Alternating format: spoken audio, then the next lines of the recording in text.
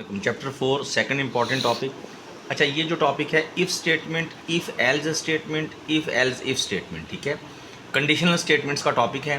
Paper में long में question आ सकता है कि राइट और नोट ऑन कंडीशनल स्टेटमेंट्स, तो तीनों स्टेटमेंट्स आपने एक्सप्लेन करनी है। या सिर्फ इफ़ स्टेटमेंट पे नोट आ सकते हैं, या सिर्फ इफ़ एल्स पे नोट आ सकते हैं, या इफ़ एल्स इफ़ पे, या कंपैरिजन भी आ सकते हैं। अगेन वही बात, जैसे लूप्स को आपने तैयार किया है, इफ़ स्टेटमेंट का पहले सेंटेक्स तैयार करना है आपने। इफ़ कीवर्ड है, इफ़ की ब्रैकेट में कंडीशन होगी और फिर ये करली ब्रैकेट्स लगा के इसकी बॉडी होगी, यानी अगर ये कंडीशन ट्रू होगी तो ये वाला कोड चल जाएगा, ठीक है। कोड लिखने की ज़रूरत नहीं होती, यहाँ पे जनरल सेंटेक्स होता है। अगर ये कंडीशन ट्रू होगी तो ये कोड एग्जीक्यूट हो जाएगा, और अगर ये कंडीशन ट्रू ना हुई तो ये कोड एग्जीक्यूट नहीं होगा। तो फिर क्या होगा? फिर कुछ भी नहीं होगा। तो इसी तरह इफ़ एल्स में हमारे पास, जैसे इफ़ में सिर्फ एक हमारे पास पीस ऑफ कोड है जो इस कंडीशन पे डिपेंड कर रहे हैं। इफ़ एल्स में हमारे पास दो डिफरेंट पीस ऑफ कोड्स हैं, ठीक है।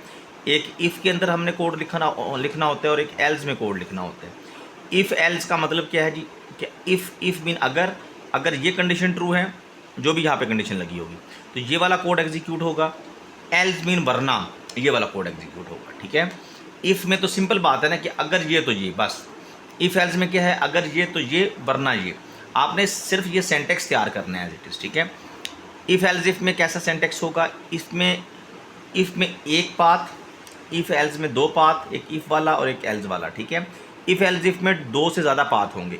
अगर ये कंडीशन ट्रू है तो ये काम होगा, वरना अगर ये कंडीशन ट्रू है तो ये वाली एग्जीक्यूशन होगी, and up to so on. End पे आप क्या लगाएंगे? एल्स, वरना ये वाली एग्जीक्यूशन परफॉर्म होगी। इफ़ एल्स इफ़ में दो से ज़्यादा पाथ होते हैं। इसी बात को आपने लिखना है थ्योरी में। It has only one path that is conditional. एक ही पाथ है, ठीक है जी, जो कि कंडीशनल है। कंडीशन ट्रू होगी तो वो पाथ एग्जीक्यूट हो जाएगा। हेयर पाथ मीन कोड, ठीक है। इफ़ एल्स में दो पाथ हैं, इफ़ में एक पाथ है, इफ़ एल्स में दो पाथ हैं। इफ़ एल्स इफ़ में दो से ज़्यादा पाथ हैं, ठीक है।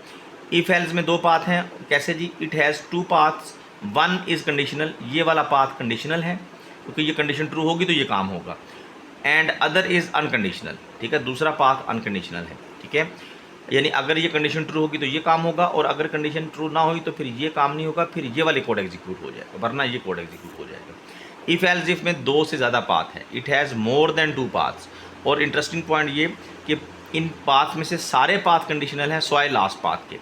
All paths except last one are conditional, ठीक है।